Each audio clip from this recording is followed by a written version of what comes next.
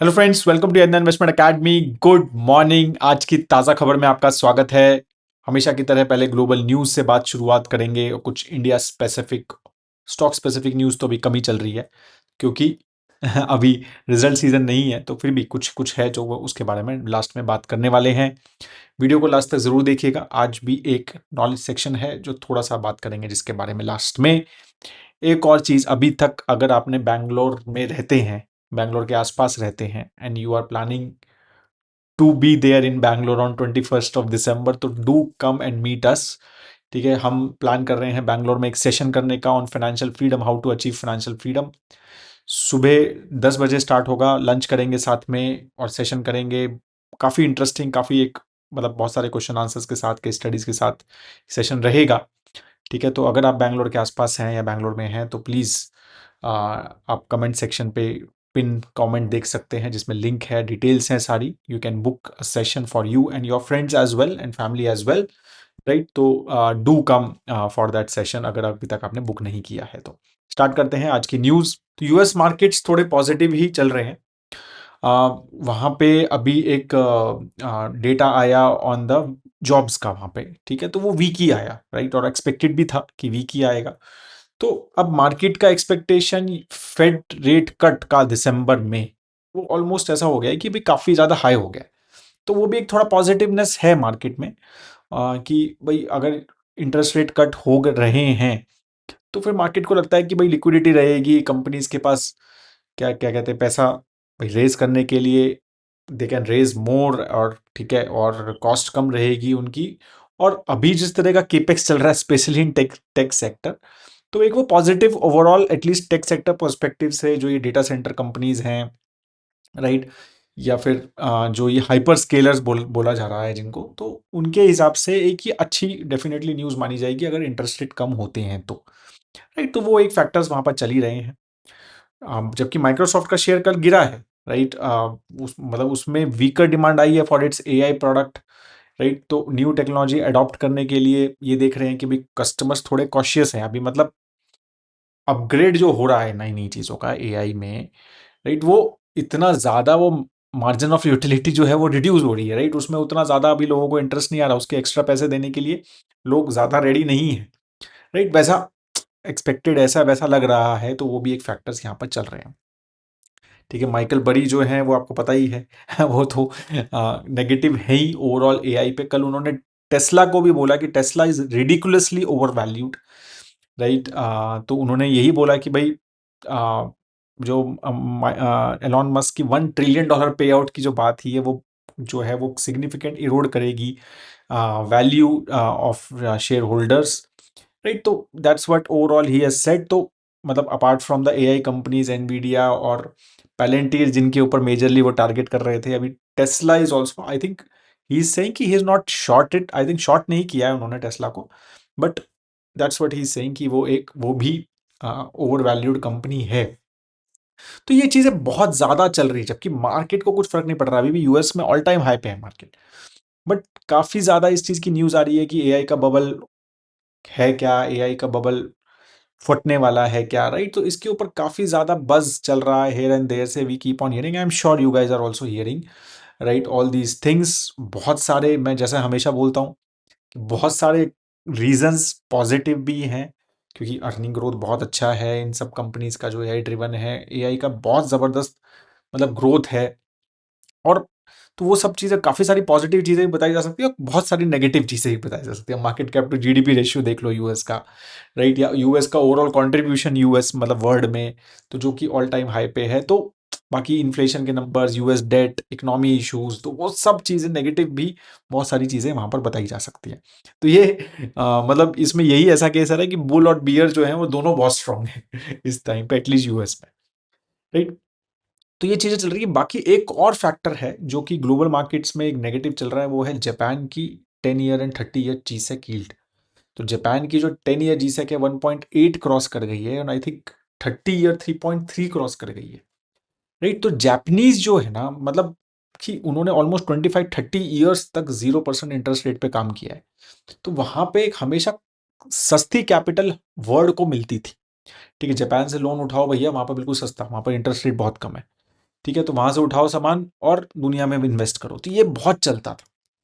अब अगर interest rate वहां पर भी G-Sec यील्ड्स बढ़ रही हैं और एक्सपेक्टेड है कि वहां के जो मतलब जैसे फेड है या फिर मतलब सेंट्रल बैंक है, उसको भी इंटरेस्ट रेट बढ़ाने पड़ सकते हैं, जीरो से ऊपर करने पड़ सकते हैं, राइट। तो ये माना जा रहा है कि भाई ये एक दो तीन चीजें हैं। अभी वो Japan is very very high debt, कम 260-270% उनका डेट टू जीडीपी है, तो डेट बहुत ज्यादा है। अब उस पर इंटरेस्ट देना पड़ गया तो वो काफी इम्पैक्टफुल रहेगा, तो वो एक फैक्टर है। दूसरा ये है कि भाई जिसने पैसा वापस आ जाएगा, इंटरेस्ट मतलब जो पैसा जापान से लेके बाहर गया है कि यार यहाँ पर तो मेरे को कम इंटरेस्ट देना पड़ता है, मेरे को वहां पर मैं ज़्यादा कमाता हूँ, तो अब यहाँ पर भी अगर इंटरेस्ट मिलने लग गया तो मनी में फ्लो बैक, तो मनी को लगेगा कि यार यही कमा लेता हूँ, जापान में ही अच्छा इंटरेस्ट मिल रहा है।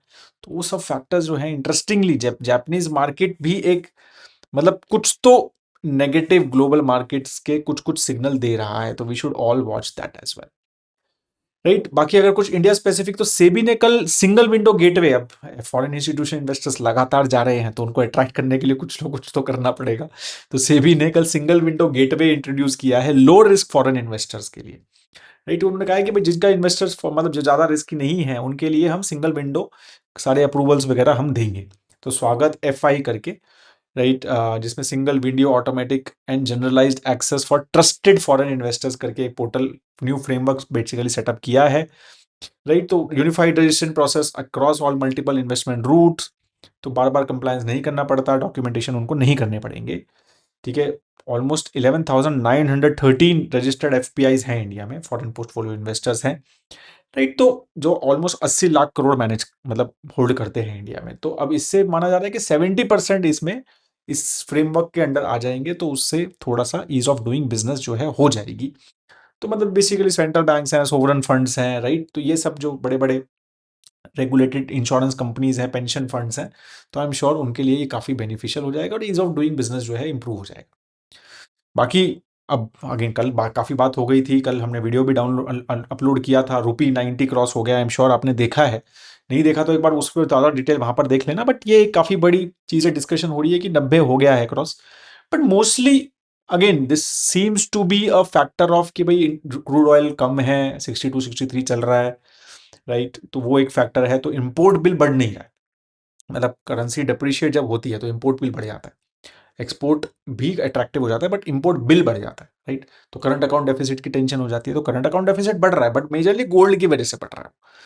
तो क्रूड ऑयल प्राइसेस काफी कंफर्टेबल है, वो बहुत बड़ा हमारा इंपोर्ट करते हैं हम उसको, तो इसीलिए मतलब वो ज्यादा मेरे को लगता है कि अगर हम जैसे हमारे जो चीफ इकोनॉमिक एडवाइजर हैं उन्होंने भी कहा कि it is we are not worried about it, and RBI is also letting it go, मतलब उसको बढ़ने दे रही है, गिरने दे रही है इंडियन करेंसी को, मेजरली बिकॉज कि भाई टैरिफ्स लगे हुए हैं 50%, राइट, तो उसका वो फैक्टर सब चीजें चल ही रही हैं, राइट। और वो जब टैरिफ लगे हुए हैं तो ये सबसे अच्छा क्वेश्चन जो है वो करेंसी से ही दे सकते हो आप एक्सपोर्टर्स को, क्योंकि एक्सपोर्टर्स के लिए आप डिसएडवांटेज है, 50% का टैरिफ लगा हुआ है, तो उनको एडवांटेज देने के लिए क्या है, करेंसी डिप्रिशिएट कर दो, राइट। तो कल काफी बात हुई है इसके बारे में, कल वीडियो एक बार आप यज्ञ के चैनल पे देखना अगर आपको इसके ऊपर थोड़ा सा और डिटेल में समझना है, मेरा परिमल भी है उसमें। यूएस ट्रेड डील के ऊपर थोड़ा सा लग रहा है कि अब अगेन सोर्सेज से इंफॉर्मेशन है, राइट, बिजनेस टुडे में कल एक आर्टिकल था तो वही बता रहा हूँ आपको मैं कि अगेन थोड़ी सी बैक बर्नर पे जा रही है, फ्रीजर में जा रही है, जो काफी ज्यादा उस पर अपडेट्स आ गए थे, तो हो रहा था कि दिसंबर तक हो जाएगी या फर्स्ट ड्राफ्ट आ जाएगा, तो again few things are negative, specially since Vladimir Putin is basically landing in India today, तो वो एक थोड़ा नेगेटिव फैक्टर रहा है। मेजरली फैक्टर माना जा रहा है कि on the fighter jets FI-35 जो है वो डील का पार्ट रखने के लिए बात कर रहा है यूएस की, भाई FI-35 इंडिया को खरीदने पड़ेंगे, and India is not too keen, तो India is more keen on the SU-57 I think of जो यूएस जो जापान सॉरी रशिया का है, right, because of the technology transfer and everything, तो उसके ऊपर काफी सारी चीजें चल रही हैं। But I think Putin's visit in next 2 days जो अपडेट्स आएंगी और ये सब चीजें थोड़ी सी इंपॉर्टेंट रहेंगी from the long term perspective, from India and Russia perspective.